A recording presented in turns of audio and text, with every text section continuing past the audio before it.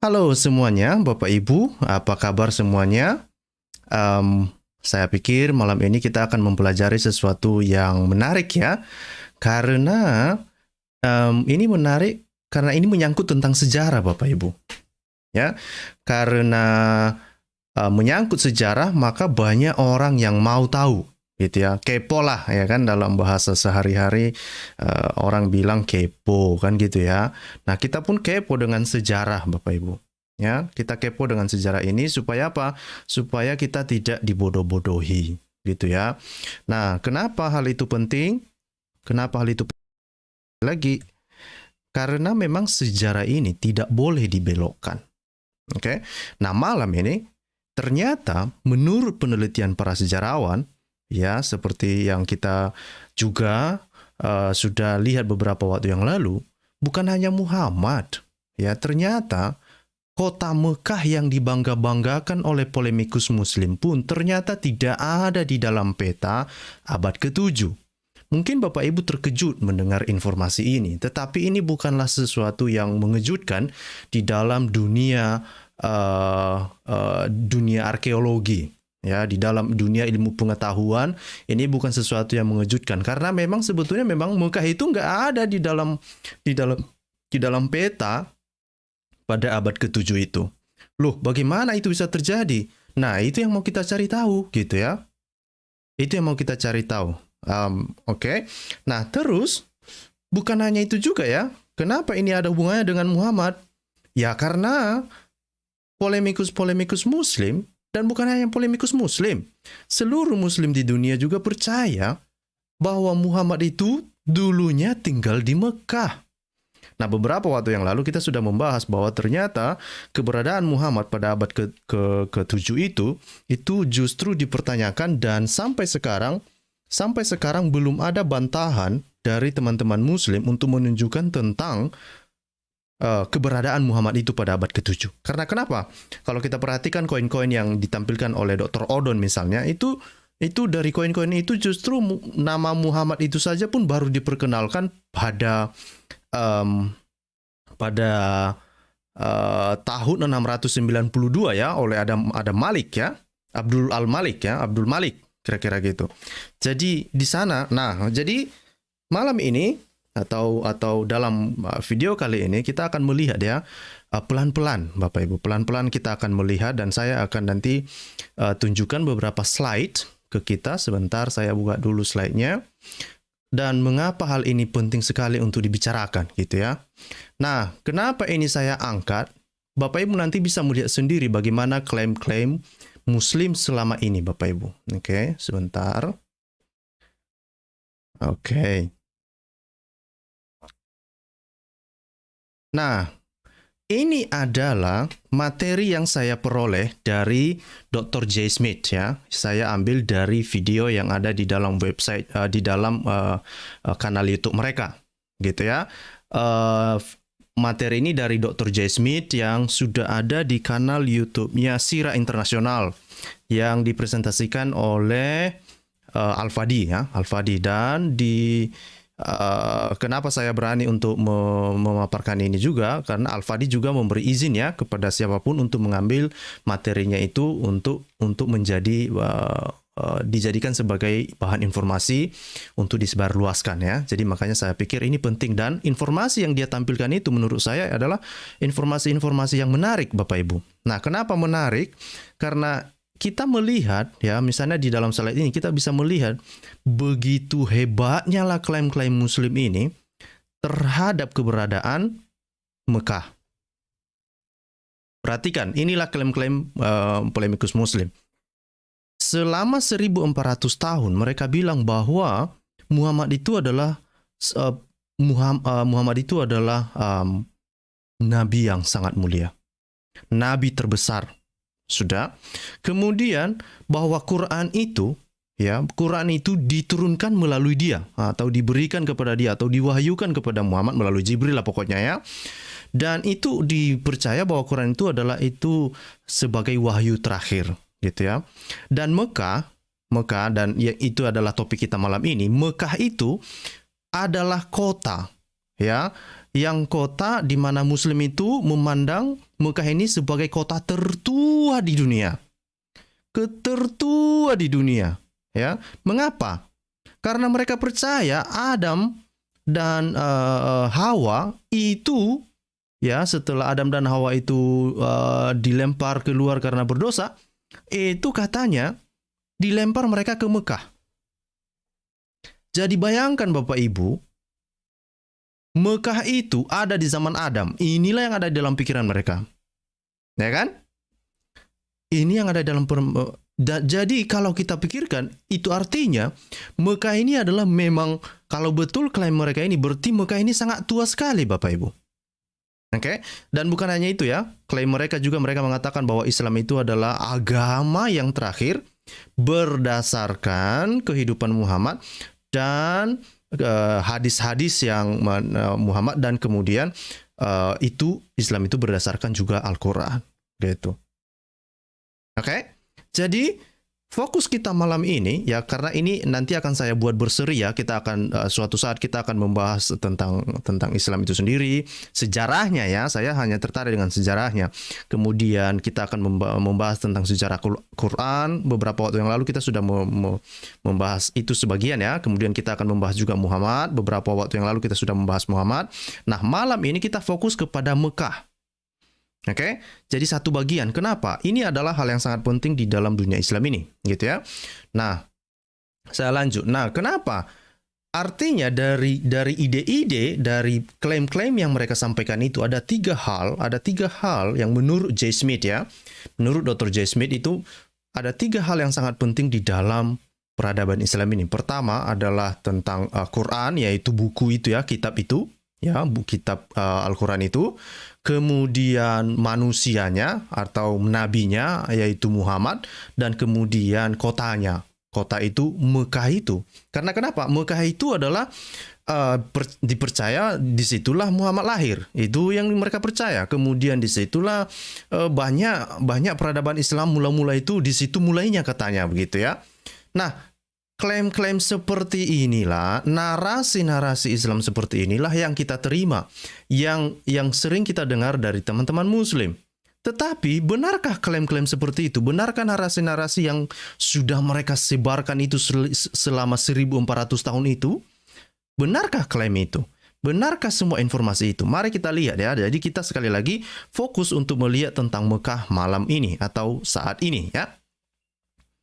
Jadi sebetulnya ada banyak yang mau dibahas, tetapi saya hanya membahasnya sebagian kecil saja karena terlalu panjang video kan tidak bagus juga ya.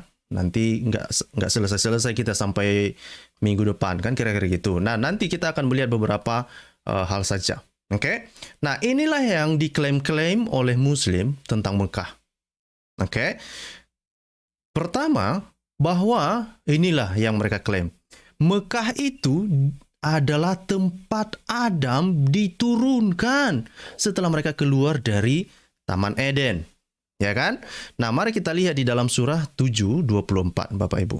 Oke, saya akan tunjukkan kepada Bapak Ibu. Nanti teman-teman Muslim mungkin mereka berpikir, ini karang-karangan orang J. Smith itu, karang-karangan Scott itu, enggak ada itu dalam Al-Quran. Nah, itu makanya harus kita buka ya kan, di dalam surah 7 ayat 24.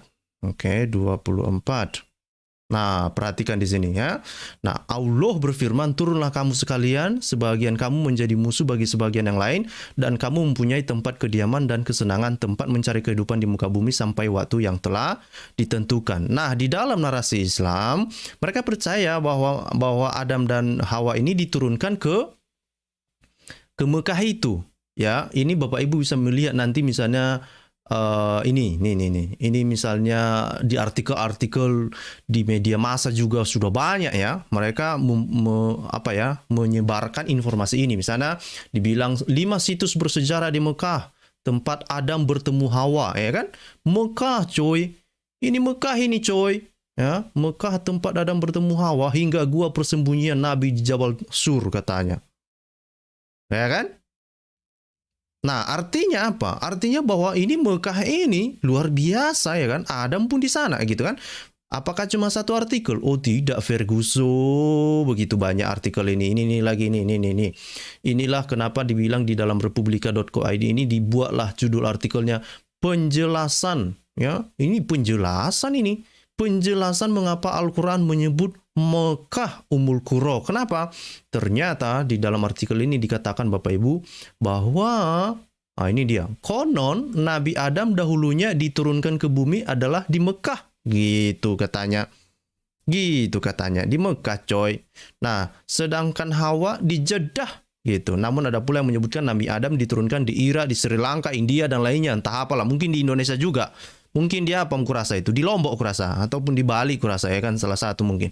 Tetapi mereka percaya, mayoritas mereka itu Muslim percaya bahwa Adam itu dahulunya, ini saya perbesar nih, biar Bapak Ibu baca ini. Adam itu dahulunya diturunkan di bumi, ke bumi adalah di Mekah. Sedangkan Siti Hawa di Jeddah. Gitu. Jadi begitu penting.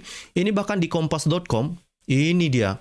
Dibilang di sini bahwa asal-usul nama Mekah, kota kelahiran Nabi Muhammad SAW. Artinya bahwa Mekah ini bukan hanya Adamnya saja. Muhammad pun dipercaya bahwa di situ Mekah itu tempat kelahiran Muhammad. Jadi begitu penting Mekah ini, Bapak Ibu. Nah, mungkin bagi Bapak Ibu yang belum tahu bahwa menurut narasi Islam yang kita dengar selama ini, yang kita diceritakan oleh Muslim selama ini, Muhammad itu lahir di 570 dan kemudian meninggal pada tahun 632 ya. Gitu. Jadi itu kira-kira masa hidupnya Muhammad itu. Gitu ya. Jadi begitu penting. Mekah ini sangat penting sekali. Gitu. Nah, kita kembali. Jadi, apalagi klaim mereka? Mereka mengklaim juga ini. Mereka mengklaim juga bahwa apa?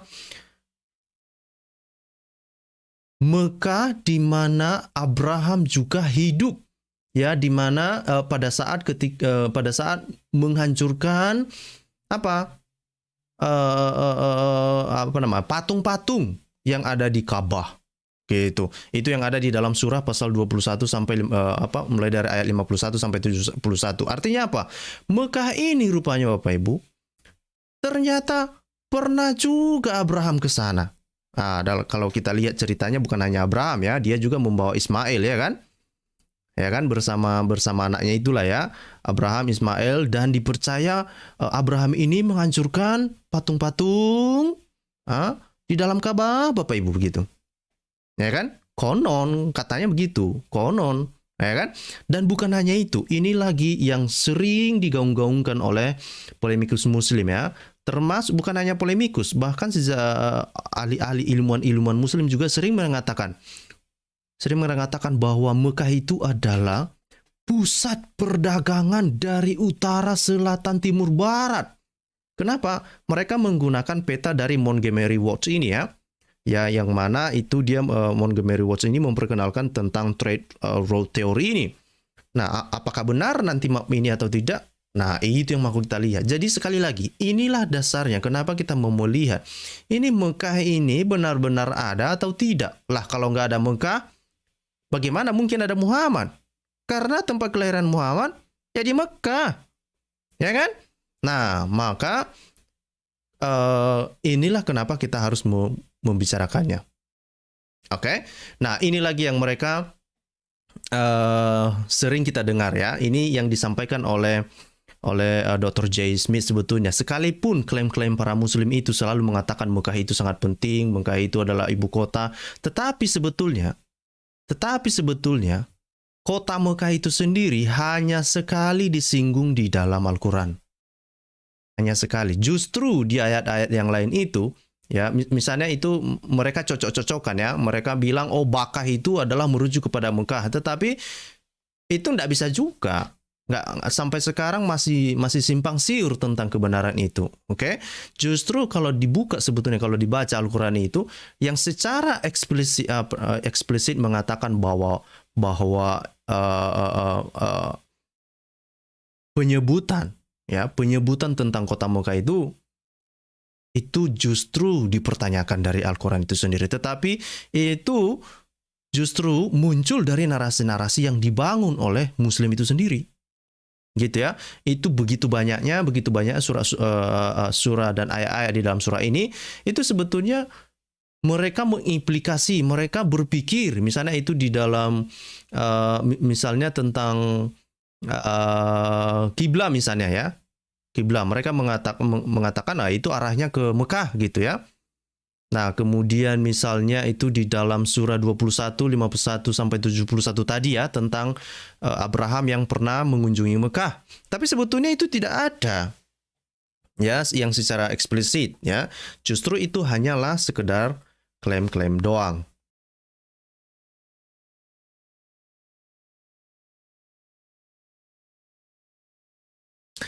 Oke, kita lanjut ya. Tadi saya minum ya. Nah, jadi inilah kenapa penting sekali untuk melihat ini.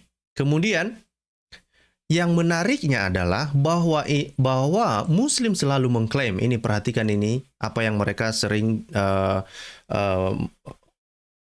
ciri-ciri Mekah itu sendiri sebetulnya dijelaskan di dalam Al-Quran dan juga di beberapa hadis-hadis yang ternyata Bapak Ibu, ternyata ciri khas yang diceritakan di dalam Al-Quran itu sendiri menurut Dr. J. Smith ya, ini bukan saya, tapi menurut Dr. J. Smith ya setelah dia teliti, ternyata karakteristik dari Mekah itu sendiri tidak sesuai dengan deskripsi Mekah yang ada yang dikenal oleh Muslim saat ini. Tidak seperti Mekah yang mereka pandang saat ini itu, atau bukanlah Mekah yang mereka pikirkan saat ini, gitu ya. Kenapa? Misalnya kalau dilihat dari literatur yang ditulis oleh Ibnu Hisam misalnya yang ditulis oleh Ibnu Hisam, ya, kemudian dari Bukhari, ya, itu justru dikatakan bahwa apa? Mekah itu adanya di lembah katanya. Gitu. Kemudian ada aliran-aliran sungai. Ya, di Mekah mana ada aliran-aliran sungai gitu. Kemudian ada padang gurun gitu ya. Kemudian banyak pohon-pohon, ada rumput-rumput, ada buah-buahan, ya kan? Kemudian ada olive tree. Ini olive trees ini saya kurang tahu ini bahasa Indonesianya apa ini. Lupa saya cari tahu apa ini olive trees ini. Nah, kemudian juga diapit oleh gunung katanya. Diapit oleh gunung. Nah, ternyata Bapak Ibu, semua ciri-ciri khas atau karakteristik dari literatur-literatur Muslim ini tidak cocok dengan Mekah yang dikenal oleh Muslim saat ini. Tapi justru semua deskripsi ini mengarah kepada Petra yang ada sekitar 1000 km di sebelah utaranya Mekah, yang disebut dengan Petra, yang hancur gara-gara gempa pada pada awal abad ke-8 kan? Justru semua ciri-ciri ini adalah ciri-ciri Petra. Kenapa? Karena kalau banyak air pastilah banyak tanaman, pastilah banyak padang gurun, pastilah banyak tumbuh-tumbuhan, pastilah banyak rumput hijau kira-kira gitu ya. Tapi kenyataannya bahwa Mekah itu ya cuma desert, cuma padang gurun, gak ada apa-apa di sana, gak ada apa-apa gitu ya. Nah, terus kita lanjut ya. Nah, jadi bukan hanya itu Bapak Ibu, ini juga ternyata polemikus Muslim mereka mengklaim bahwa Mekah itu adalah tempat dikuburkannya para nabi. Yes, brother. Yes. Banyak nabi dikubur di Mekah. Kalau Bapak Ibu tidak percaya, percaya sajalah. Ternyata di sana banyak para nabi dikubur. Ya kan? Banyak. Nah, dari mana? Ini pengakuan-pengakuan mereka ini. Nah, misalnya ya, dibilang Rubin dan Wheeler ya, mereka mengatakan bahwa Adam itu matinya di Mekah. Ya kan? Kemudian Hawa juga matinya di Mekah, dikubur di sana Bapak Ibu. Ya kan? Nah, mereka menyebutkan misalnya di Gunung Abu Kubai gitu ya. Ternyata diselidiki Abu Kubai itu bukan di Mekah. Bukan di Mekah rupanya. Ya kan? Itu jauh di sebelah utara Mekah. Jadi bahkan dari literatur mereka sendiri pun sebetulnya ini membingungkan. Tetapi inilah yang mereka percayai. Adam dan Hawa mereka percayai meninggalnya di Mekah, dikubur di Mekah. Apakah cuma Adam dan Hawa? Oh, bukan Bapak Ibu. Ya kan? Ismail juga mereka percaya meninggal di sana dan dikubur di sana. Ya kan? Bapak Ibu bisa membaca literaturnya itu kan, yang ada referensi-referensinya. Apakah cuma Ismail? Oh, bukan. Salih juga ya, yang mereka Salih ini adalah kakeknya Hagar ya, yang awal asalnya dari Madinah dan itu meninggalnya di Mekah. Banyak nabi Islam itu meninggalnya di Mekah, dikubur di sana Bapak Ibu. Dikubur di sana. Nggak tanggung-tanggung, banyak. Apakah cuma itu? Enggak juga, ini masih ada Hud lagi. Nah, itu great grandson of Noah gitu ya. Jadi ini salah satu cucu-cucu lah, cucu dari cucu Noah gitu ya. Dan dikatakan bahwa Hud ini ya di sana dikubur juga di sana. Di Mekah. Begitu pentingnya Mekah inilah pokoknya. Banyak nabi yang dikubur di sana. Apakah cuma itu? Enggak juga. Daniel juga mereka percaya bahwa di sana juga dikubur. Cuma itu? Enggak juga, masih banyak lagi. Bahkan dibilang 70 sampai 300 nabi-nabi itu dikuburkan di Mekah. Kira-kira kalau ada 300 orang, bilanglah, janganlah ambil nilai tertingginya. Ambillah dulu 70 nabi lah.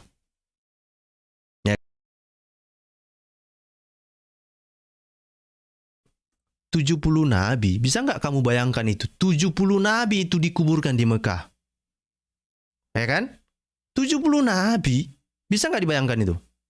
Kayak mana lah barisannya itu, ya kan? Kayak mana lah itu? Tertumpuk-tumpuk lah semua itu, mayatnya itu, ya kan?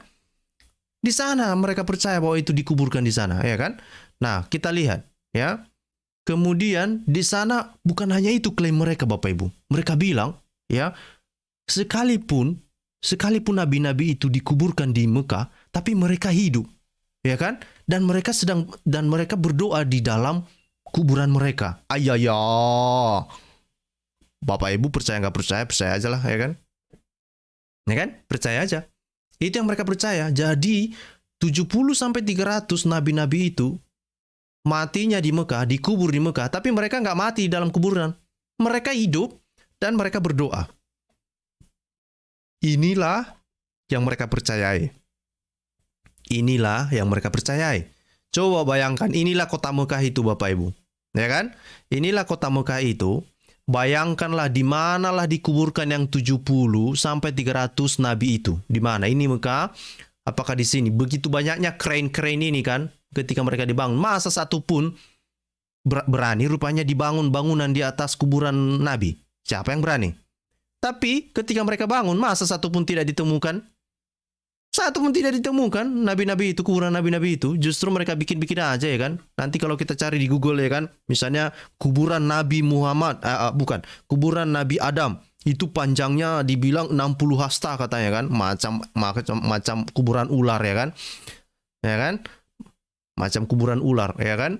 Nah, ini semua bangunan ini dibangun mengelilingi Ka'bah ini, begitu banyak bangunan, ya kan? Tapi katanya di Mekah itu dikuburkan 70 sampai 300 nabi. Ayah. Iya, betul. Mereka percaya juga nabi-nabi itu hidup dan bukan hanya hidup. Mereka berdoa di dalam kuburannya. Ini yang mereka bilang ini. Ya, the prophets are alive in their grave. Itu yang diklaim oleh Al-Askar ini ya, Al-Askar ini. Gitu. Nah, terus perhatikan ini. Jadi begitu pentingnya Mekah itu. Mulai dari Adam, Set, Ismail, Noah, Nuh, Hud, Salih, bahkan juga Ratu Seba itu Bapak Ibu. Ratu Seba ya kan. Ratu Seba itu juga dipercaya dikuburkan di Mekah. Pokoknya semua lah sama mereka udah. Ambillah semua pokoknya sama mereka lah semua udah. Dah, kalau Bapak Ibu mau satu jangan. Kasih aja sama mereka semua udahlah. Semua di situ. Udah dibilang 70 sampai 300 nabi-nabi itu di sana lah semua udah. Di Mekah sudah. Ya kan? Nah, terus kalau ini benar Bapak Ibu, maka ini penting. Ini juga menyangkut tentang keyakinan orang Kristen dong. Karena menurut catatan Alkitab, itu nabi-nabi yang beberapa nabi yang sebelumnya itu justru bukan di Mekah dikuburkan. Itu artinya harus dicari dong. Berarti harusnya sejarah yang ditulis dalam Alkitab ini harus ditelusuri ulang dong. Tetapi kenyataannya justru kisah-kisah di dalam Alkitab itu jauh lebih reliable, jauh lebih bisa dipercaya yang didukung dengan bukti-bukti arkeologi. Justru klaim-klaim inilah yang menjadi masalah di dunia Islam saat ini. Mereka tidak tahu apa-apa. Mereka nggak bisa membuktikan apa-apa. Iya kan? Artinya apa? Semua klaim kosong aja. Gitu. Nah, jadi sekali lagi, penting sekali bagi Muslim tentang kota Mekah ini. Gitu ya. Nah, saya tidak mau menampilkan ini terlalu panjang. Karena ini slide ini ada sekitar 90 slide, tidak cukup waktu kita untuk membahasnya. Tetapi seperti janji saya, ini adalah tentang peta. Mari kita lihat langsung di petanya, ya kan? Di petanya, Bapak Ibu, ternyata Mekah itu tidak ada di peta di abad ke-7. Nah, ini misalnya kan udah diklaim bahwa Mekah itu ada Adam juga sudah turun. Ternyata peta oke, kita mulai dari abad kedua dulu ya. Ini adalah peta di abad kedua, nggak ada. Mekah nggak ada di peta. Ini juga Mekah di abad kedua, nggak ada juga, ya kan? Ini masih di abad kedua, Mekah juga nggak ada, ya kan?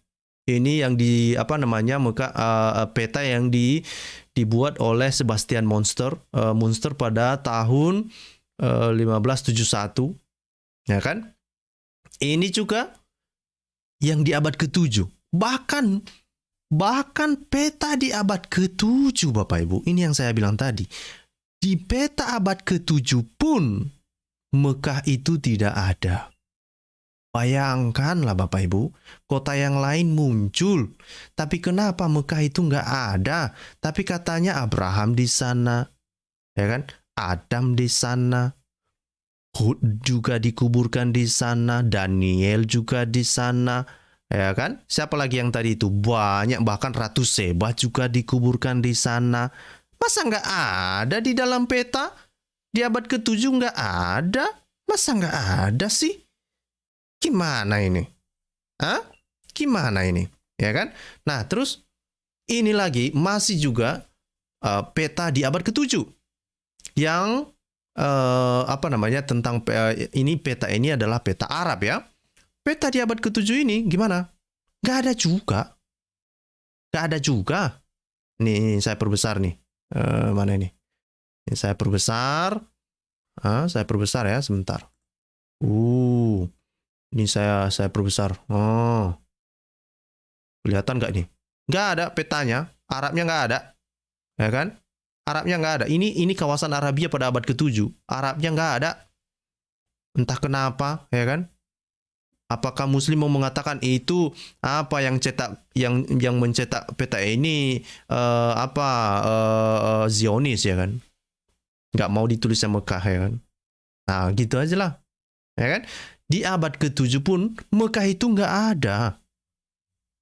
Udah, terus kita lanjut ya. Terus apa yang terjadi? Bukan hanya itu Bapak Ibu, ya. Bagaimana dengan Muhammad, ya kan? Kita sudah lihat ya bahwa Mekah itu pun sekalipun itu sangat penting, ternyata Mekah itu nggak ada di dalam peta. Itu saya ulang-ulang, ya. Kalau kamu bosan mendengarkannya itu, sengaja saya ulang-ulang. Supaya ini tertancap di dalam pemikiran Muslim bahwa Mekah itu di abad ke-7 pun nggak ada. Di peta pun nggak ada. Ya, nggak ada. Oke? Bagaimana dengan Muhammad? Nah, kalau Muhammad, saya pikir Bapak Ibu sudah tahu. Ya, misalnya dari koin-koin Odon. Nah, ini saya perbesar ya. Misalnya dari koin-koin Odon ini Bapak Ibu. Oke? Nah, Bapak Ibu bisa melihat di sini ya. Dari koin Odon ini, ternyata nama Muhammad itu baru diperkenalkan setelah tahun 692. Oke? Nah, dari mana atau kemana aja nama Muhammad sebelum tahun 692? Ya nggak ada. Nggak ada. Mau bilang apa kita? Ya kan? Nah, ini misalnya saya akan tunjukkan ya, misalnya koinnya ya. Ini koin-koin yang dari Odon ini, misalnya ini di masa Umayyah. Itu inilah yang mereka percaya ini adalah koin yang ada hubungannya dengan Islam. Dan itu baru muncul pada tahun 690. Sebelum 600, oke lah, ini diperkirakan sebetulnya setelah 692 lebih tepatnya ya. Nah, barulah di situ muncul kata Muhammad di sana gitu ya. Baru ada di situ Bismillah, la ilaha illa Allah wa tahu Muhammad Rasulullah gitu ya. Nah, memang Odon memang tidak percaya bahwa itu adalah Muhammad ya.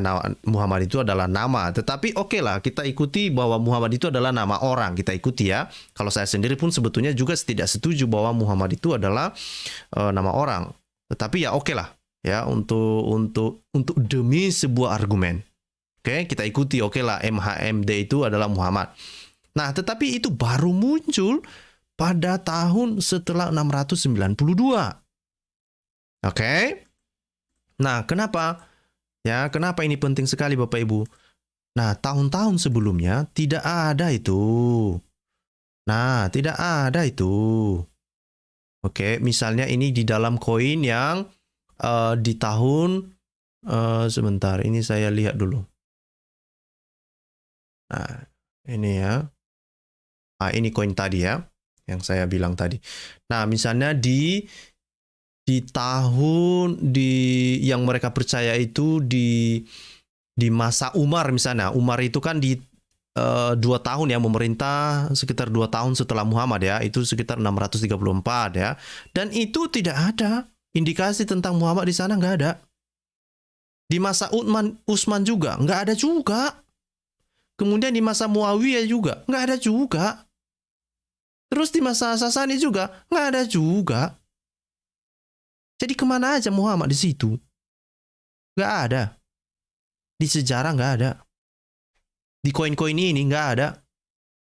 Di masa Abdul Malik, ya ini sekitar pada tahun sekitar 692 itu barulah ada Malik ini mencoba untuk mau memunculkan identitas Arab. Maka koin yang bertuliskan kata Bismillah itu tadi ya, Muhammad Rasulullah itu barulah ada di dalam koin yang dibuat pada masa Abdul Malik itu pada tahun 690-an. Dan itu berkembang ya, itu berkembang yang akhirnya menggantikan koin yang ada sebelumnya. Gitu ya. Mari kita lihat bagaimana penjelasan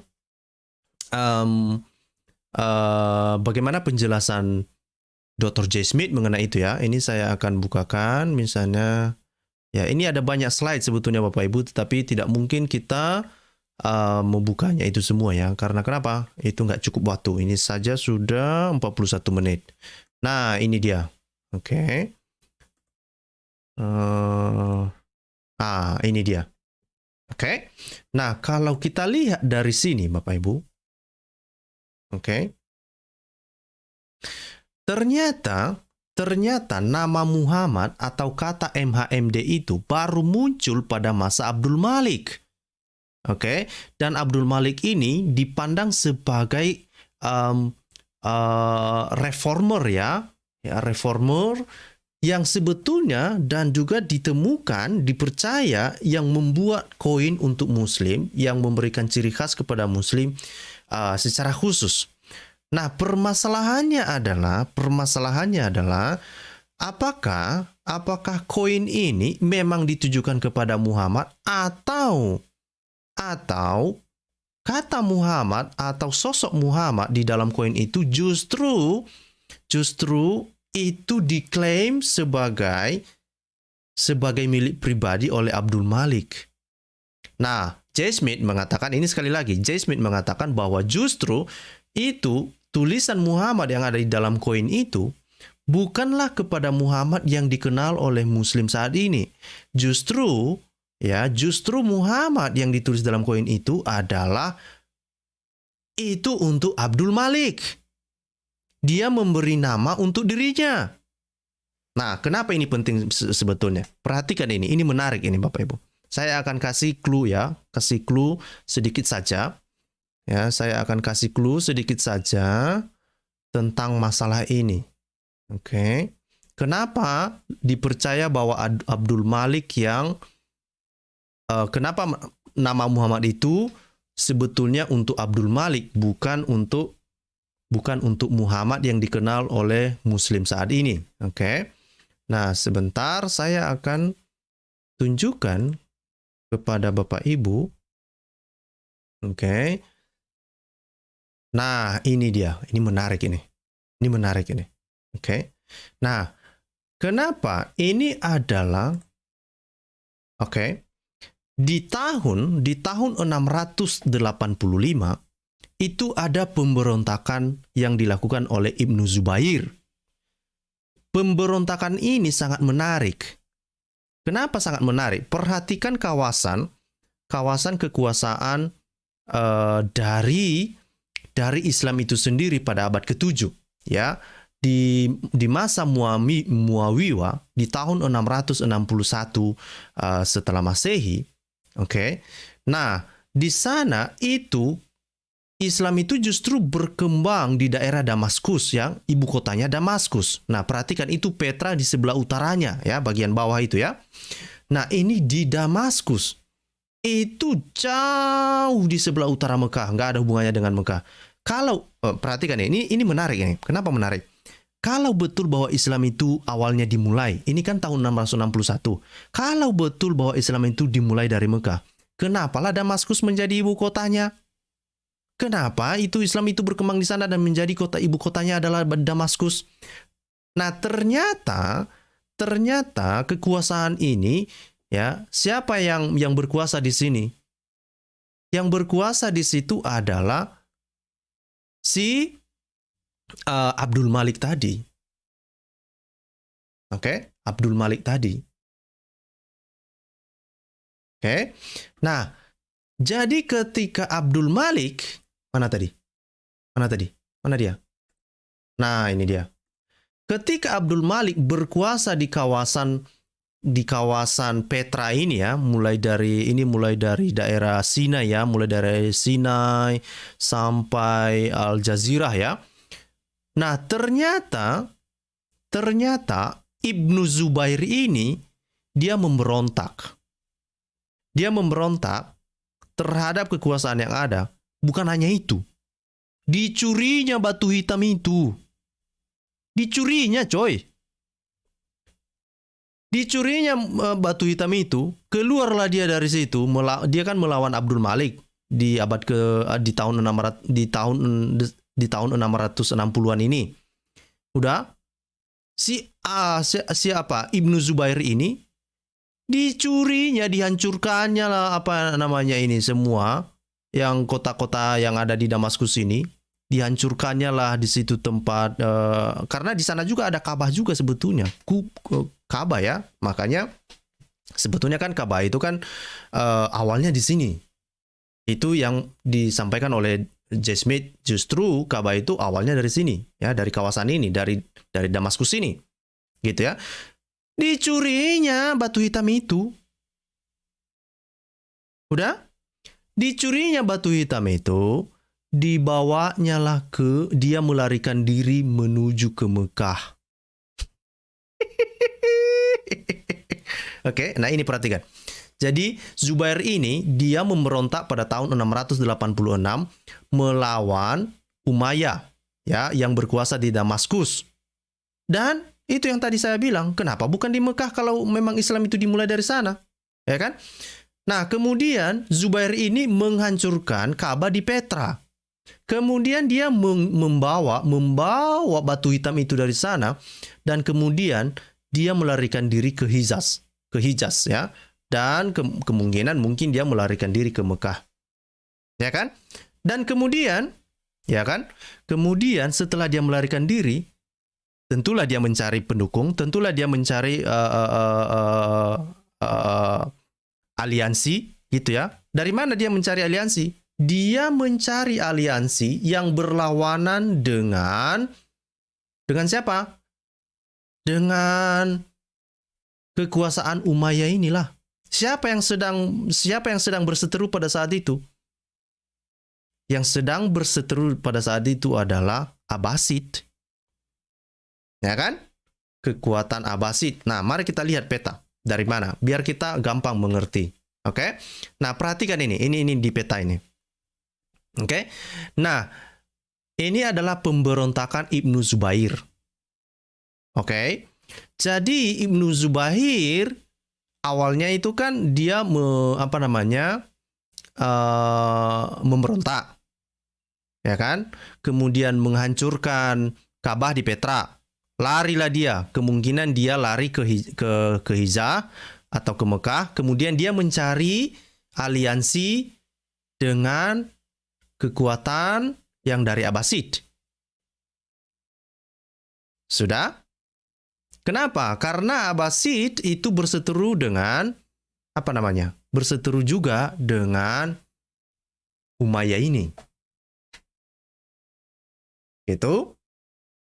Nah, karena dia butuh aliansi, oke, maka inilah yang terjadi. Skenarionya apa yang terjadi? Ya, Damaskus itu menjadi ibu kota daripada kekuatan atau Umayyah, ya. Kemudian Abbasid itu ibu kotanya adalah Hijrah.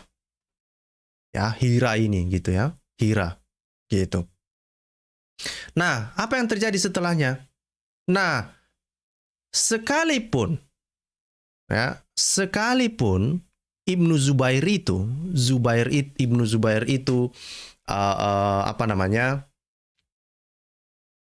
melakukan pemberontakan terhadap Umayyah ini. Tetapi Abdul Malik yang masih berkuasa di daerah Damaskus atau di kawasan ini yang warna orange ini ya. Dia masih terus menjalankan kekuasaan itu dong. Ya, dan itu masih berlangsung ya. Masih berlangsung dari tahun 685 sampai 705 ya. Oke. Kemudian ya setelah 30 tahun barulah identitas Arab itu dimunculkan di masa Abdul Malik ini.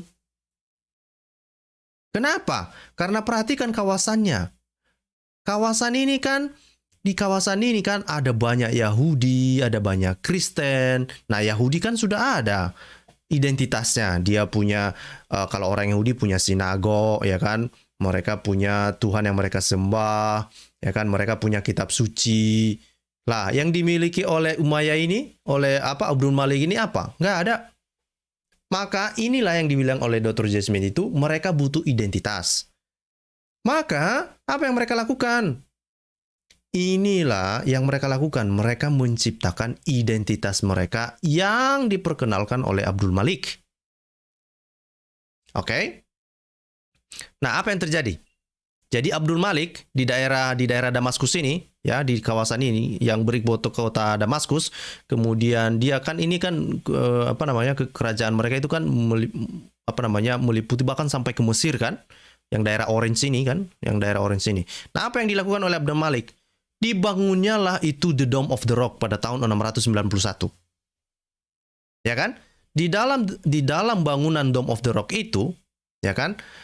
Disitulah dia bangun, itu kan berdekatan dengan pusat tempat ibadahnya orang Yahudi kan? Yerusalem kan? Yang di Yerusalem itu kan. Sudah? Nah, kenapa dia melakukan itu? Ya sekali lagi, dia butuh identitas.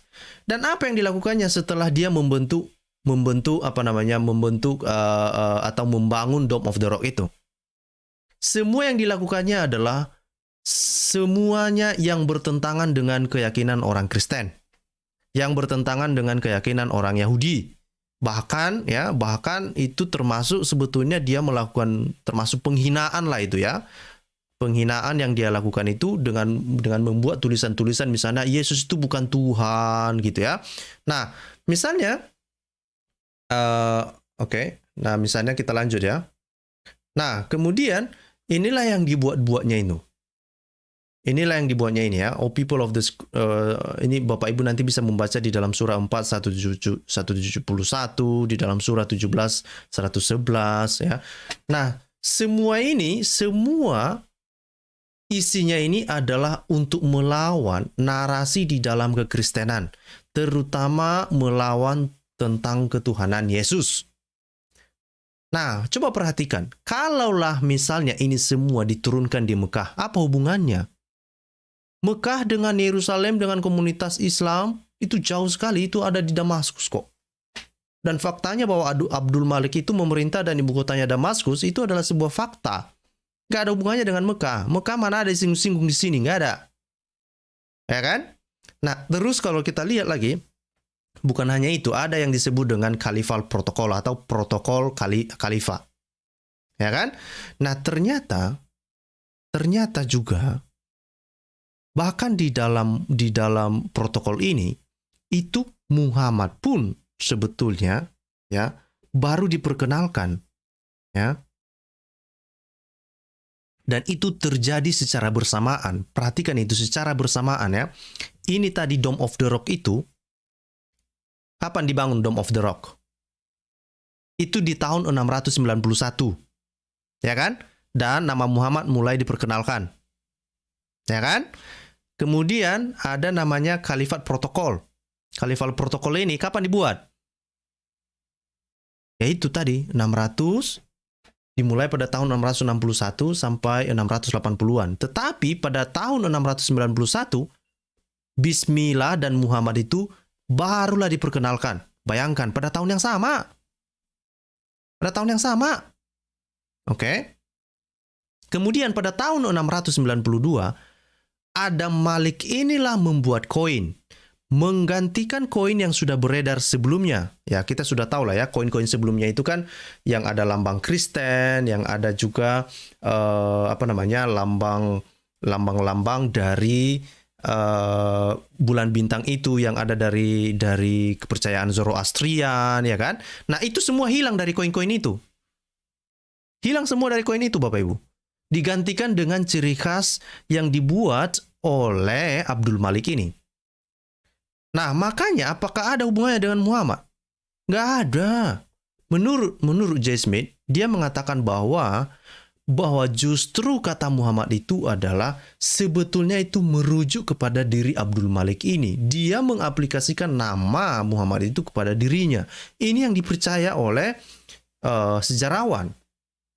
Karena ini terjadi pada waktu yang hampir bersamaan. Namanya diperkenalkan, koin diperkenalkan pada tahun 692 itu pada zaman Abdul Malik. Oke? Nah, jadi semua simbol-simbol sebelumnya itu yang ada di dalam koin berubah semua, Bapak Ibu. Berubah semua. Ya kan? Nah, kenapa itu penting? Karena tadi kita sudah tahu bahwa di kawasan yang di sekitar Damaskus tadi ada komunitas Yahudi, ada komunitas orang Kristen, mereka sudah punya identitas. Arab ini nggak ada identitasnya gitu.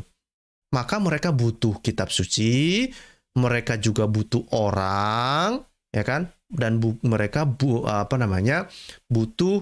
agama, keyakinan. Maka mereka melalui kekuasaan atau di dalam masa Abdul Malik ini, Islam itu barulah diperkenalkan. Ya kan? Barulah diperkenalkan. Komunitas mereka barulah diperkenalkan menjadi komunitas yang disebut dengan Muslim. Lalu Muhammad sebagai yang dikenal sebagai nama pribadi itu barulah diperkenalkan pada masa Abdul Malik ini. Tahun berapa itu? Tahun 690-an. Tahun 690-an, termasuk juga pergantian dari koin-koin itu. Ya kan? Nah, ini jadi selain manusia, selain orangnya lah ya, jadi mereka butuh nabi, mereka butuh kitab suci, ya, mereka butuh kitab suci, kemudian mereka butuh tempat, lalu mereka butuh tempat. tempatnya mereka cari. Ke mana ini? Petra itu sudah hancur pada tahun 713. Maka dicarilah ya kan. Di mana lagi tempat yang baru? Ya Mekah. Kenapa Mekah dipilih? Kemungkinan karena si Ibnu Zubair tadi yang sudah juga punya kekuatan yang sudah beraliansi dengan kekuasaan Abbasid, itu memiliki atau semakin kuat, semakin berkembang, sementara Petra sudah hancur, ya kan, gara-gara gempa bumi. Petra sudah hancur, gempa bumi, maka identitas Petra itu sendiri sebagai arah kiblat hancur pada tahun 713, ya kan? Lalu kemana arah labuhan berikutnya? Ke Mekah. Kenapa itu penting? Karena si Ibnu Zubair tadi sudah membawa kabur, sudah dibawanya batu hitam tadi. Dibawa larinya lah batu hitam tadi itu, ya kan? Kemudian dengan keberadaan batu hitam di Mekah itu, maka di sanalah mulai berkembang, disitulah mulai ditulis ulanglah sejarah itu semua, ya kan? Ditulis ulanglah semua sejarah itu. Kenapa ini penting sekali Bapak Ibu? Kenapa kita percaya dan kenapa Dr. J. Smith mengatakan bahwa sejarah itu ditulis ulang ya? Atau setidaknya dari penjelasan Dr. J. Smith ini mengatakan bahwa sejarah itu ditulis ulang karena awalnya arah kiblat itu ke Petra. Kemudian ada saatnya arah kiblat itu bukan ke Petra tapi pelan-pelan di antara Petra dan Mekah. Dan kemudian setelah tahun 624 ke atas itu ya barulah mengarah semua ke bukan 624 ya. Justru di abad ke-8 barulah semuanya mengarah kepada Mekah. Itulah arah kiblat itu. Nah, ini yang banyak orang muslim tidak banyak ketahui komputer saya. Nah, jadi ada sebetulnya yang mau saya tampilkan ke kita ya, ini menarik menurut saya karena dari informasi yang disampaikan oleh Dr. J. Smith ini, banyak muslim tidak tahu tentang sejarah Muhammad dan sejarah Islam itu sendiri, termasuk tentang Mekah itu tadi. Jadi kalau kita perhatikan, apakah itu semua ada signifikansinya ke Mekah tadi? Nggak ada. Baru Mekah itu menjadi signifikan, ya. Mekah itu baru signifikan setelah 690-an.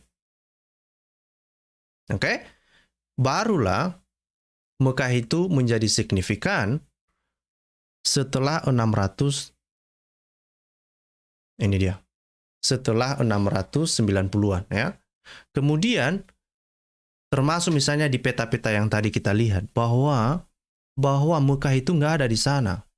Ya kalau Mekah nggak ada di dalam peta, kalau Mekah itu bukan sesuatu kota yang sangat penting, ya kalau begitu Muhammadnya kemana? Ya kan? Muhammadnya kemana? Justru ya Muhammad itu baru diperkenalkan pada tahun 691 oleh Abdul Malik. Ya kan? Dan ini yang banyak tidak diketahui oleh teman-teman muslim. Ya kan? Nah, jadi apa yang harus dilakukan oleh teman-teman muslim? Kalian kerjakanlah PR kalian. PR kalian apa? PR kalian adalah kalian harus mencari tahu dong. Kalian harus mencari tahu tentang sejarah kalian ini. Sejarah tentang keyakinan kalian ini. Kenapa begitu? Ya kan? Kenapa hal itu terjadi? Hah? Kenapa hal itu bisa terjadi? Nah, ini tadi yang saya bilang itu adalah tentang apa? Tentang arah kiblat. Ini adalah arah kiblat di awal-awal. Itu semua mengarah ke Petra. Itu dimulai pada tahun ya, itu arah kiblat yang pada tahun 624 bahkan sampai pada tahun 772 setelah Masehi. Atau sekitar 100 tahun ya, 100 tahun setelah Hijriah gitu ya. Kenapa arah kiblat itu mengarah ke Petra? Kenapa? Nah, perhatikan tadi bahwa bahwa kekuasaan Abdul Malik tadi itu, ya, ibu kotanya di Damaskus, bukan di Mekah ataupun di Jeddah, bukan, di Damaskus. Di dalam, ya, semasa kekuasaan Abdul Malik tadi, Petra itu adalah Ka'bahnya. Dan Petra itu juga dikenal sebagai pusat kota, ya, pusat perdagangan dari barat, timur, selatan, utara, gitu ya. Itu menjadi pusat perdagangan Petra itu. Nah, kemudian tahun-tahun setelahnya, misalnya di tahun 706 sampai 772, ternyata arah kiblat itu bukan di Petra, bukan juga di Mekah. Ini itu kan bisa Bapak Ibu lihat ya, itu ya, di peta itu. Itu Mekah jauh di bawah. Ya, sementara banyak masjid-masjid itu misalnya itu arahnya kemana? Bukan di Petra, bukan juga di Mekah. Nah, kemungkinan kalau saya perhatikan di sini, si Ibnu Zubair tadi itu melarikan diri setelah dihancurkan Petra ini, ya, dihancurkannya Ka'bah di Petra, kan udah dibawa kaburnya itu batu hitam, dibawanya lah ke daerah apa ini, ke daerah Hijah, ya, ke daerah Hijah tadi. Ya, belum sampai dia ke Mekah, ya kan? Nah, barulah pada tahun 727, ya kan? 727 Bapak Ibu, lebih dari 100 tahun barulah Mekah itu menjadi arah kiblat.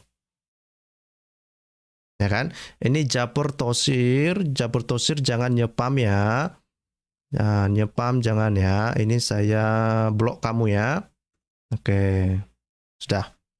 Nah, jangan nyepam dong. Lebih bagus kamu dengarkan ya kan, baru nanti kamu kerjakan PR-mu. Nah, ini setelah 100 tahun ya, atau kan mereka percaya ini Muhammad meninggal pada tahun 632. Ya kan? Masa baru arah kiblat itu baru diarahkan ke Mekah setelah 100 tahun? Padahal dipercaya Muhammad ada di Mekah. Ayo, gimana ini? Mereka percaya bahwa Muhammad hidupnya di Mekah. Ayo, bagaimana ini? Hah? Bagaimana ini? Ceritanya gimana ini? Hah? Coba dulu. Ini gimana ini untuk memahaminya gimana? Muhammad yang mereka percaya lahir di Mekah, punya aktivitas di Mekah, ya kan? Tapi arah kiblat bukan di Mekah, baru menjadi arah kiblat setelah 100 tahun ke depan. Ayo, gimana ini? Ya kan? Nah, bukan hanya itu lagi, rupanya ada yang paralel. Ya. Kenapa paralel? Nah, perhatikan yang tadi. Ini kan di tahun 732 sampai 866, ya kan? Nah, karena kenapa? Ini berhubungan dengan politik, ya, yang berkembang ya pada tahun 732 itu. Perhatikan tadi bahwa ada kekuasaan yang pada masa Abdul Malik, kemudian juga ada kekuasaan Abbasid tadi, ya. Jadi itu sama-sama berkembang, dan masjid-masjid yang ada misalnya di Kairo, ya, di daerah sebelah barat ini, mereka tidak mau memihak kepada Petra, ke Damaskus, ke Abdul Malik. Mereka juga tidak mau memihak kepada Mekah. Mekah itu kan menjadi suatu tempat yang sangat penting di masa Abbasid kan. Nah, mereka tidak mau memihak, ya. Maka arah kiblat itu tidak mengarah ke Petra, tidak mengarah ke Mekah. Nah, sekali lagi Muslim, ini adalah hasil penelitian. Ya, ini adalah hasil penelitian. Nah, ini perhatikan adalah bahwa inilah arah-arah kiblat itu ya. Jadi awalnya itu ya 1 tahun Hijriah sampai lebih dari 100 tahun Hijriah itu masih mengarah kepada Petra. Ya, barulah setelah 100 tahun ke depan, setelahnya barulah Mekah itu menjadi arah kiblat. Mekah yang dipandang sangat penting, kota yang sangat penting bagi umat muslim. Kenapalah baru penting setelah, atau kenapalah yang baru dijadikan sebagai arah kiblat setelah 100 tahun? Kenapa? Ya kan? Ya itu tadi. Karena ya Mekah menjadi penting setelah ya kekuasaan Abdul Malik itu habis, hancur ya, lemah, kemudian Abbasid menjadi kuat, dan Abbasid bersama dengan Ibnu Zubair tadi itu memegang kendali dan Mekah itu menjadi pusat ya setelah tahun-tahun itu. Ya kan? Nah, jadi itu teman-teman muslim, ayo dong pelajari dong sejarah, ya kan? Masa orang Kristen lebih paham sejarah Islam daripada kalian? Masa sih? Jangan begitu dong. Ya kan? Apa kata dunia, ya kan? Apa kata dunia? Masa orang Kristen lebih paham sih? Makanya, ini sebetulnya masih banyak hal yang mau saya sampaikan, tetapi ini kita sudah terlalu lama ya, udah 1 jam lebih. Ada satu lagi yang mau saya tampilkan ke kita itu adalah sebentar saya cek dulu. Oke, mulai dari awal deh. Sebentar ya. Nah, supaya muslim ya, dan terutama polemikus muslim malam ini nggak usah tidur. Kenapa? Nggak usah tidur lah pokoknya. Cari tahu ini. Ya kan? Cari tahu ini. Udah dipercaya 1400 tahun. Tapi rupanya cuma sekedar klaim doang. Ya. Ya kan? Cuma sekedar klaim doang. Oke? Nah, ini dia. Oke. Ini adalah ya perkembangan Islam pada tahun 661. Ya, ini kan masih menurut tradisi mereka ya. Maka ini yang selalu kemarin kan saya mendengarkan ini Menachem Ali, dia mengatakan itu Muhammad atau nama Muhammad nggak ada di dalam koin-koin itu. Ya karena pada awalnya itu kan tidak langsung begitu, tidak langsung berkembang, dan tidak ada keharusan untuk mengganti mata uang seperti itu gitu ya. Dan bukan hanya itu ya, dia bilang bahwa alat perdagangan atau mata uang yang sudah beredar pada saat itu ya itu aja yang digunakan. Ya kan? Itu aja yang digunakan. Nah, permasalahannya Menachem Ali, banyak koin-koin yang dikumpulkan itu,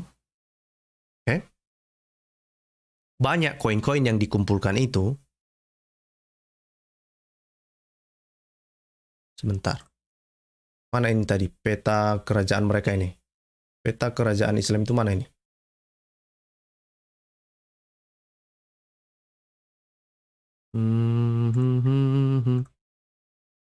Oh, sebentar. Sabar.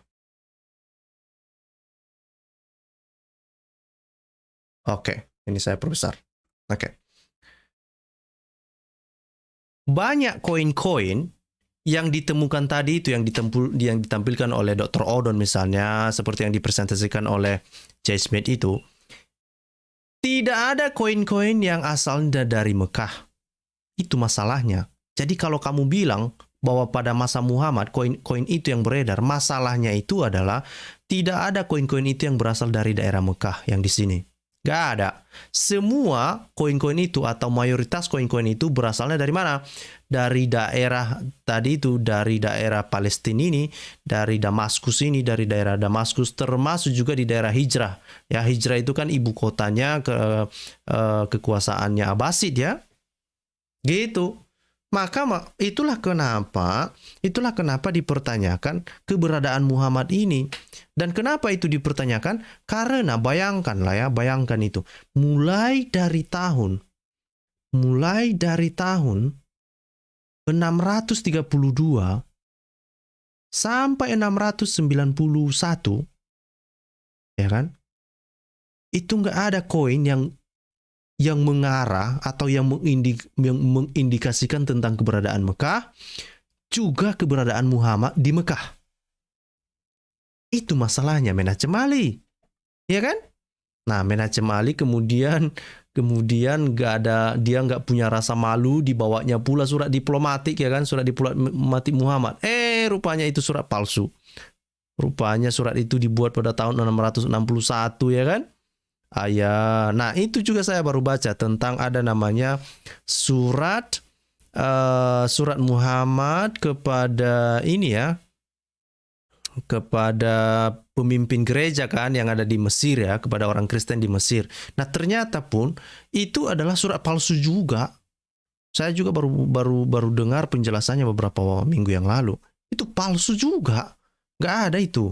Yang ini yang dipercaya bahwa di dalam surat itu ada gambar tangan Muhammad. Nah, itu rupanya itu adalah surat palsu juga. Gitu. Saya juga baru tahu kemarin. Nah, kemarin kan banyak juga orang Kristen yang percaya itu adalah sebuah surat yang asli. Tapi ternyata itu adalah palsu. Itu dibuat oleh komunitas Kristen yang ketakutan ya, ketakutan pada kekuasaan Islam ya. Mereka tidak mau dibantai lah kira-kira gitu ya. Makanya mereka palsukanlah surat itu. Dia bilang, kami ada dulu. Masalahnya begini. Ternyata surat itu, surat yang dipercaya surat Muhammad itu kepada orang Kristen itu ternyata dibuat pada abad ke-13 ke atas lah. Udah. Nah, dan lucunya adalah surat-surat itu, kalau itu benar bahwa surat itu ditulis oleh Muhammad, kenapalah misalnya si Ibnu Katsir tidak menulisnya? Ya kan? Kenapa itu tidak ada di dalam tulisan Ibnu Hisam misalnya yang ditulis pada abad ke-9? Nggak ada. Ya kan? Tetapi kan dulu kan nggak ada internet. Ya kan? Nggak ada teknologi ini kan. Jadi susah untuk menelusurinya. Nah, jadi surat itu dibuat, kemudian komunitas itu mengatakan, kami ada ini surat Muhammad, jangan kamu ganggu kami gitu. Jangan ganggu kami, kami ada perjanjian dengan Muhammad gitu. Maka mereka loloslah dari dari gangguan ya, dari gangguan. Nah, jadi semua palsu. Surat diplomatik Muhammad kepada Heraklius itu palsu. Surat Muhammad yang mereka anggap itu surat Muhammad kepada komunitas Kristen juga palsu. Kemudian kisah Muhammad, keberadaan Muhammad pada abad ke-7 juga nggak bisa ditelusuri. Di koin pun nggak ada berdasarkan penelusuran koin-koin. Kemudian kota Mekah juga tidak ada di dalam peta pada abad ke-7. Lalu sebenarnya Muslim ini percaya apa? Sebenarnya Muslim ini percaya apa kalau begitu? Sebenarnya apa? Muslim percaya apa dong kalau begitu? Semuanya nggak ada. Semuanya nggak ada. Hampa. Hampa terasa. Ha ha ha ha. Ya kan? Gimana? Apa mau dibilang? Ya kan? Gak ada lagi. Selesai sudah. Udah selesai sudah. Nah, belum lagi kalau misalnya kita berbicara tentang masalah Al-Quran ya. Ya kan? Belum lagi kalau misalnya kita berbicara tentang masalah misalnya tentang bagaimana hadis-hadis itu ditulis ya. Inilah narasi-narasi Islam yang sering kita dengar tuh. Ya. Muhammad itu lahir di tahun 570, meninggal pada tahun 632 ya. Gitu di sini ya. Dan setelahnya diambil alih oleh Abu Bakar, kemudian dilanjutkan oleh Umar, dilanjutkan oleh Utsman, baru dilanjutkan oleh Ali ya. Nah, kemudian pada tahun 632 ini Muhammad meninggal lah kan. Terus dibilang bahwa biografi Muhammad ini ditulis oleh Ibnu Ishaq pada tahun 765. Ya kan, tetapi kan sumber dari Ibnu Ishaq ini nggak ada. Justru yang ada itu adalah Ibnu Hisam yang ada di tahun 633 bersama dengan juga biografi Muhammad yang ditulis oleh Al-Waqidi 2 tahun setelah Ibnu Hisam. Itu yang ada 200 tahun setelah Muhammad meninggal. Nah, pertanyaannya kan, ini yang saya bilang tadi mengenai Abbasid itu kan. Nah, ini perhatikan ini Bapak Ibu. Jadi di masa Abdul Malik itu, sebelum Abdul Malik ini kan punya anak. Nama anaknya itu tadi itu yang Ibnu Zubair. Nah, di tahun 685-an itu Ibnu Zubair itu memberontak sama Abdul Malik ini gitu ya. Nah, kemudian dia memberontak, dia bawa kabur batu hitam tuh kan, lari dia ke arah Mekah, ke arah Hijrah lah ya. Nah, Terus Abdul Malik itu pada tahun 692 itu disitulah baru diperkenalkannya. Ini perhatikan timelinenya kan, menarik timelinenya kan. Nah di Abdul Malik ini barulah memperkenalkan Muhammad itu pada tahun 692. Sebelum 692 ini Muhammad ini yang di narasi-narasi ini nggak ada. Nama Muhammad itu nggak ada. Ya kan, mau kayak mana pun nggak ada juga. Barulah nama Muhammad itu muncul pada tahun 692. Itu fakta itu. Ya kan, itu fakta. Faktanya adalah menurut hasil penelitian para sejarawan ini, Muhammad baru muncul pada tahun 692, itu pun diperkenalkan oleh Abdul Malik. Dan menurut sejarawan, itu bukanlah kepada Muhammad yang dikenal oleh Muslim saat ini, tetapi kata Muhammad itu justru itu diaplikasikan, justru dipakai oleh Abdul Malik untuk merujuk kepada dirinya sendiri. Ya kan? Nah, yang ditemukan pada masa Abdul Malik pada tahun 692 itu adalah koin. Tetapi dokumen-dokumen tidak ada. Baru dokumen-dokumen itu baru muncul di masa Abbasid, yaitu pada tahun 749. Ya kan? Nah, di masa Abbasid ini, Abbasid ini kan bekerja samalah tadi dengan Ibnu Zubair itu kan? Karena tadi kekuasaan Abdul Malik udah lemah kan? Bersama juga setelah hancurnya Petra, ya kan, pada tahun 713. Ya kan? Bapak Ibu bisa ikuti alurnya ya. Jadi pada tahun 713 itu Petra hancur gara-gara gempa bumi. Kemudian juga kekuasaannya Abdul Malik melemah, ya kan? Nah, siapa yang semakin kuat? Ya Abbasid. Ya, yang Abbasid. Abbasid ini ya itu tadi, ternyata di kerajaan di masa kekuasaan Abbasid ini juga adalah ternyata Ibnu Zubair juga mencari dukungan dari kekaisaran atau kekuasaan Abbasid ini, dan itu menjadi menarik. Kenapa? Gara-gara batu hitam tadi udah dilarikan, dan di masa Abbasid inilah, perhatikan, di tahun 749 lah Mekah itu baru menjadi sesuatu yang sangat penting. Barulah Mekah itu baru menjadi sesuatu yang sangat penting pada masa itu, ya, bukan pada masa Muhammad yang dipercaya, bukan pada tahun 632. Nggak ada itu. Nggak ada itu. Nggak ada itu. Nah, barulah narasi-narasi tentang Muhammad ini berkembang setelah tahun 749. Ya kan? Di masa Abbasid ini, mereka seperti yang kita bilang tadi bahwa masa-masa ini ya, jadi Muhammad yang sudah diperkenalkan oleh Abdul Malik ini diteruskan di masa Abbasid ya. Jadi koin-koin diperkenalkan Abdul Malik di masa Abdul Malik, the Dome of the Rock itu dibangun ya, kemudian penyangkalan terhadap ketuhanan Yesus itu berkembang, kemudian apa lagi? Protokol-protokol kekhalifahan itu juga ditulis di situ, dibuat di situ ya, pada masa itu gitu ya, dan itu diteruskan oleh Abbasid ya. Kemudian narasi-narasi Muhammad ini baru berkembang setelah masa Abbasid ini. Dan tahun berapa itu? Tahun 749, abad ke-8. Abad ke-8, ya kan? Abad ke-8 itu. Gimana ini? Banda Aceh gimana ini? Banda Aceh ini, nama ID Banda Aceh gimana ini? Kenapa nggak ada nama Muhammad ini? Pada abad ke-7 kenapa Mekah nggak ada di dalam peta? Apa alasannya ini? Kenapa ini? Teman-teman Muslim, coba baca-baca dulu komentar teman-teman Muslim. Coba dulu kasih alasan ke saya. Ya, supaya kita semakin mengerti kenapa ini Mekah itu sebetulnya yang katanya itu tempat Adam diturunkan ke bumi, tempat dikuburnya para nabi, 70 sampai 300 nabi dikubur. Tapi masa di abad ke-7 pun nggak ada? Masa nggak ada sih?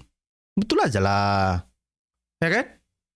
Nah, barulah pada tahun 833, nah ini kan yang dibilang ini Bang 7W ini, Bang 7W. Sok tahu fakta, semua dongeng-dongeng kok dipercaya. Coba tunjukkan dengan fakta Injil yang berbahasa asli bahasanya Yesus. Jawabnya jangan muter-muter ya, sanggup. Hehehe, katanya kan. Ini yang dibicarakan Muhammad ya kan, yang dibicarakan Mekah, yang dibahasnya Injil ya kan, yang dibahasnya Alkitab. Gimana nih orang ini? Ya kan? Ini bukan fakta ini. Apakah fakta bahwa Ibnu Hisam menulis kisah Muhammad itu pada tahun 633? Apakah itu cuma dongeng? Hah? Itu cuma dongeng. Apakah kisah-kisah Muhammad, biografi Muhammad yang ditulis oleh Ibnu Hisam dan Al-Waqidi itu cuma dongeng? Itu ada bukunya tahu. Saya juga punya bukunya tuh. Saya juga sudah baca sebagian. Gimana sih? Saya juga sudah baca itu sebagian. Bukunya Al-Waqidi ini, buku Al-Waqidi ini menarik Bapak Ibu. Kenapa? Ini biar nanti Bapak Ibu tahu ya. Biar saya cari tahu dulu bukunya ya, sebentar.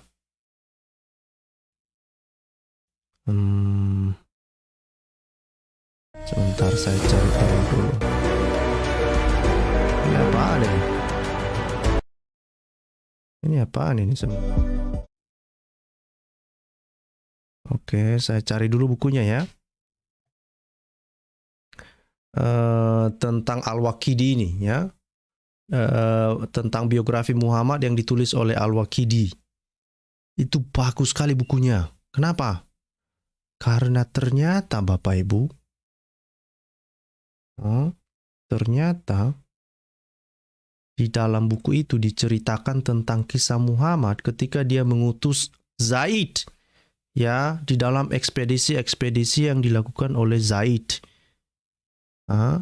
Banyak ekspedisi yang disuruh oleh Muhammad dilakukan oleh Zaid. Oke. Dan menarik apa yang ada di dalam bibliografi Muhammad yang ditulis oleh si Al-Waqidi ini, gitu ya. Ini kemana ini kemarin? Saya sudah download bukunya, tetapi saya kurang tahu ini kemana ini ya. Sebentar saya cari dulu. Oke, saya cari dulu ya. Oke.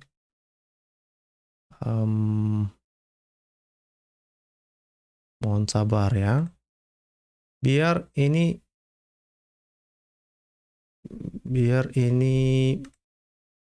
dibaca oleh teman-teman muslim juga. Ya kan? Waduh, oke. Nah, setelah nanti ini adalah bukunya. Oke, ini adalah bukunya ya, sebentar. Tunggu ya, tunggu. Ini sedang di-download. Mohon sabar. Nah, kenapa ini saya mau tampilkan? Karena ternyata kan selama ini kan banyak yang kita tahu itu kisah Muhammad atau bibliografi Muhammad itu kita taunya dari sirah yang ditulis atau bibliografi Muhammad yang ditulis oleh Ibnu Hisam. Nah, ternyata ada buku lain yang ditulis oleh Al-Waqidi ini, kisahnya menarik. Kisahnya jauh lebih menarik, lebih detail lagi, lebih rinci. Bagaimana Muhammad mengutus Zaid di dalam ekspedisi-ekspedisinya. Gitu. Oke. Nah, ini saya akan bukakan bukunya. Oke, ini dia. Mana? Oke. Ini bukunya Bapak Ibu. Nah. Nih, kelihatan ya? Yang nulis ini adalah Al-Waqidi, Kitab Al-Maghazi ya. Ini adalah tentang kisah atau bibliografi Muhammad lah ya, kisah hidup Muhammad. Nah, Al-Waqidi ini perhatikan, Al-Waqidi ini adalah ini yang saya bilang tadi, yang menulis bibliografi Muhammad pada tahun 835 setelah Masehi. Oke. Nah, ini bukan buku saya ini. Ini bukan buku saya ya. Nah, ini adalah justru sumber-sumber Muslim itu sendiri. Oke? Ini bukan buku saya ini. Al-Waqidi ini bukan buku saya. Nah, kenapa ini menarik untuk saya tunjukkan kepada Bapak Ibu? Mari saya tunjukkan ya sebuah ekspedisi yang disuruh oleh Muhammad untuk dilakukan oleh Zaid. Oke, saya cari dulu mana daftar isinya. Ini daftar isi. Daftar isi volume 2 Expedition Zaid. Ini dia. Expedition Zaid ya di halaman 271. Oh, ini dia Bapak Ibu. Oke.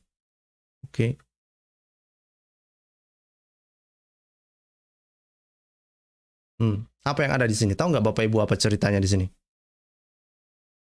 Hah? Ini ya. Tadi Bapak Ibu udah tahu judul bukunya apa ya? Ini dari buku yang ditulis oleh Al-Waqidi. Al-Waqidi ini di halaman berapa ini? Halaman 271. Nih. Ini. Tahu ya Bapak Ibu ya? Halaman 21. Oke. Nah, terus Muhammad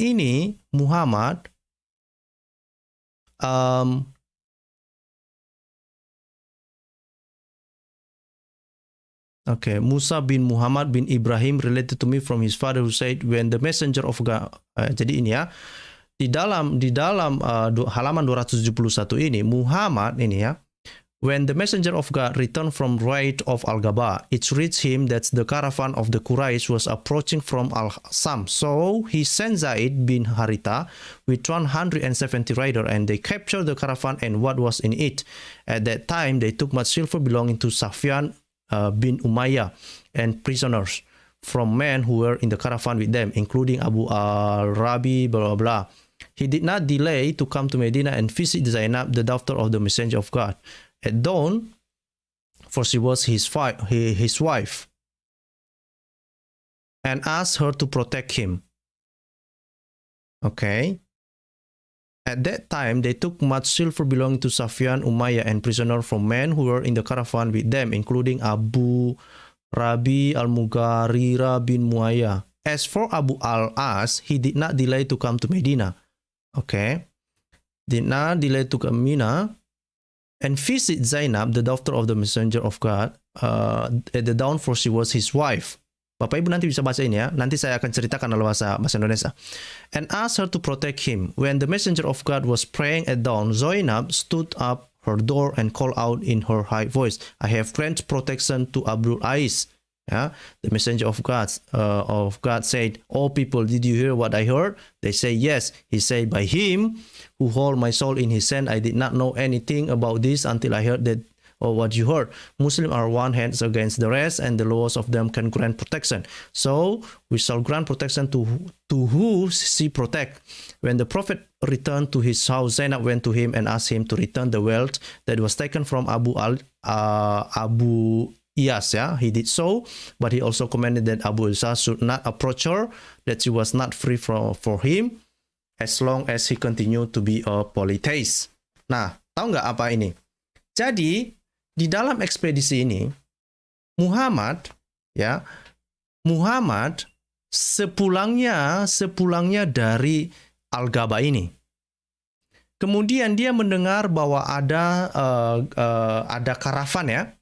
karavan atau sekumpulan orang yang melakukan perjalanan lah, dan yang melakukan perjalanan itu adalah orang-orang Quraisy. Udah, yang melalui Al-Sam ini gitu. Nah, ketika Muhammad mendengar tentang kabar bahwa ada orang Quraisy yang mau lewat, kemudian apa yang dilakukannya? Dia mengirim Zaid ya bersama dengan 100 orang dan 70 penunggang kuda. Kemudian mereka merampok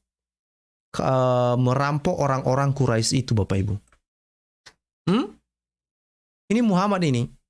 Coba dulu. Ini mana tadi si Banda Aceh ini? Mana ini teman-teman muslim ini? Kenapa Muhammad menyuruh Zaid untuk merampok orang Quraisy? Ini dulu. Coba dulu jelaskan ini sama saya. Kenapa ini? Kenapa Muhammad menyuruh Zaid untuk merampok orang-orang Quraisy? Kemudian setelah kejadian itu, ya ada yang namanya ini si Abu Ais ini. Ya setelah dia ini ya, ini kan setelah dia dirampok, ya setelah kawanannya dirampok, ya cepat-cepat dia ke Medina. Ya, dia cepat-cepat ke Medina, kemudian dia menemui si Zainab. Nah, Zainab ini dianggap sebagai di sini masih statusnya sebagai anak dari siapa namanya tadi? Anak dari Muhammad ya. Kenapa? Ya statusnya masih belum diceraikan Zaid lah di sini ya kan, masih menantu lah di sini. Di sini masih menantu lah, ya kan? Nah, kemudian apa yang terjadi? Ternyata Abu Iyas ini istrinya itu adalah si Zainab ini.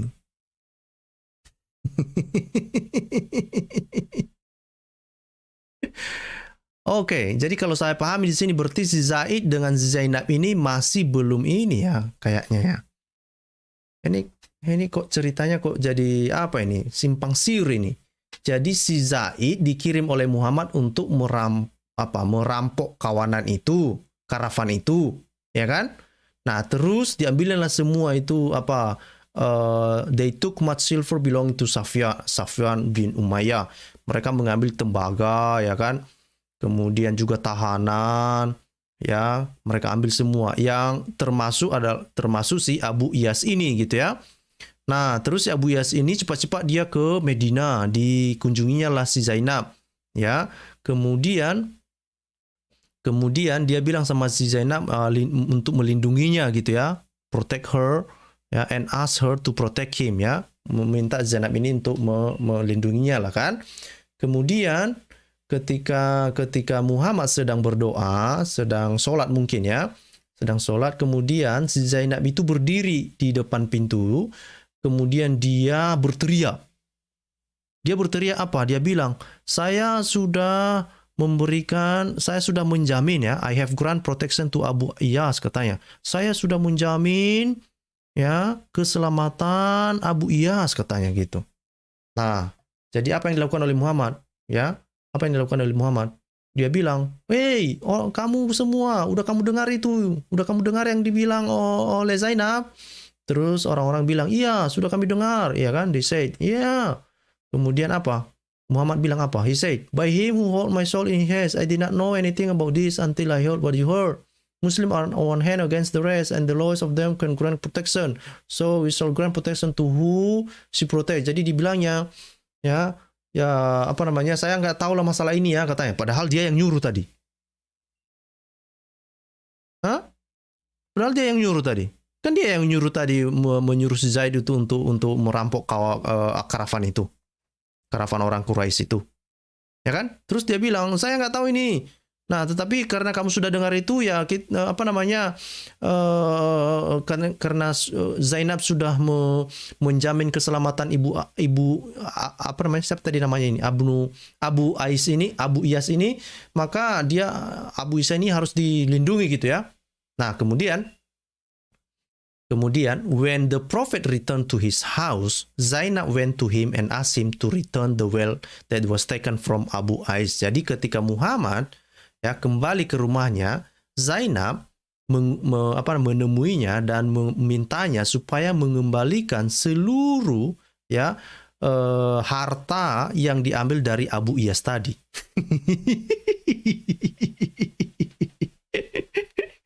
Setelah dirampok, rupanya Zainab ini mau mengembalikan harta yang sudah dirampok tadi. Nah, terus dia mengikuti permintaan Zainab itu ya. Dia bilang, he did so, but he also commanded that Abu Ais should not approach her. Jadi dibilangnya, karena si Abu Iyas ini tadi kan, Abu Iyas ini adalah suami dari Zainab ini gitu. Oke? Jadi Abu Iyas ini adalah suami dari Zainab. Nah, syaratnya apa? Nah, perhatikan ini. Jadi ini ya, coba ikuti ya kronologinya. Muhammad menyuruh Zaid merampok karavan Quraisy. Di dalam karavan Quraisy itu ada namanya Abu Iyas, yang mana Abu Iyas ini adalah suami dari Zainab. Nah, karena itu kejadiannya terjadi sama suami Zainab, si Abu Iyas ini cepat-cepat dia menemui Zainab ya, untuk mengatakan kepada Muhammad untuk mengembalikan, untuk menjamin keselamatannya. Kemudian Zainab berteriak, dia bilang, saya sudah menjamin keselamatan Abu Iyas, suaminya itulah kan. Ya kan kira-kira gitu. Nah, terus dibilang Muhammad, oke, kamu sudah dengar apa yang dibilangnya. Nah, terus setelah itu maka kepunyaannya si Abu Iyas ini dikembalikan oleh karena permintaan si Zainab. Nah, apa yang terjadi selanjutnya? Muhammad bilang, ya kami kembalikan, tapi syaratnya jangan lagi jangan lagi kau kunjungi Zainab. Padahal itu Zainab itu adalah istri Abu Iyas ini. Dilarangnya orang sudah ini coy, suami istri dibilang jangan lagi kau kunjungi istrimu, kan kira-kira gitu. Jangan kau kunjungi lagi, jangan kau dekati lagi apa Zainab katanya. Ya, that she was not free from him as long as he continued to be a polytheist. Alasannya karena Abu Iyas ini bukanlah ya bukan ini ya, bukan Muslim ya. Dia dianggap sebagai politeis gitu katanya. Itu syaratnya. Jadi kalau kamu mau ini dibilang sama Abu Iyas ini ya, kalau kamu mau hartamu dikembalikan, jangan lagi kau berhubungan dengan Zainab. Ya padahal Zainab itu adalah istrinya toh. Ya. Nah, dibilang si Banda Aceh ngarang terus. Ya kan, ngarang terus. Nah, apa ngarang terus? Ini kan Al-Waqidi. Kau baca ini yang kadang-kadang ya, aku juga heran juga teman-teman muslim ini. Udah ditunjukkan sama seperti yang dialami oleh Sipi. Sipi itu biasanya ya kasih tunjuk menampakkan ayat Al-Quran, menampakkan ayat hadis, lalu dibilang kamu pembohong. Nggak ada tertulis seperti itu. Kamu ngarang. Sama juga apa yang saya alami sekarang kan? Yang saya alami sekarang dibilang kan, kamu ngarang katanya. Padahal ya saya sudah bilang ini adalah dari tulisan Al-Waqidi ya tentang sirah Muhammad, biografi Muhammad ya kan.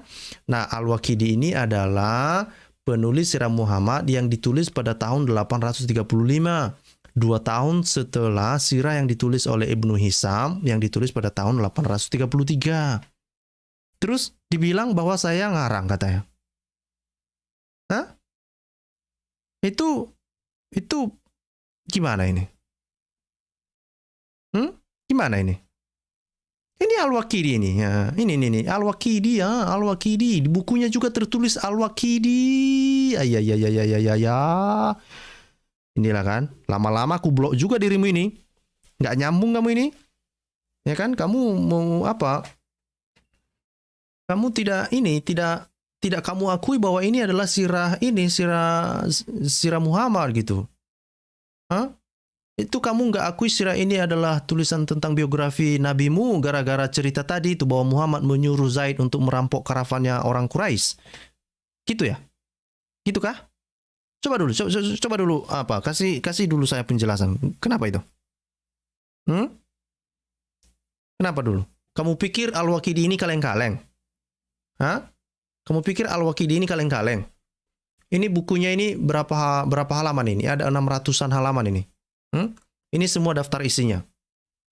Nah, ini semua ekspedisi ini sebetulnya itu tadi itu untuk apa ini? Terutama misalnya ekspedisi yang halaman 271 itu tadi. Ini bukan hanya satu ekspedisi ini yang dilakukan oleh Zaid ini. Ini. Nah, ekspedisi of Zaid bin Al-Hira to Ais ya.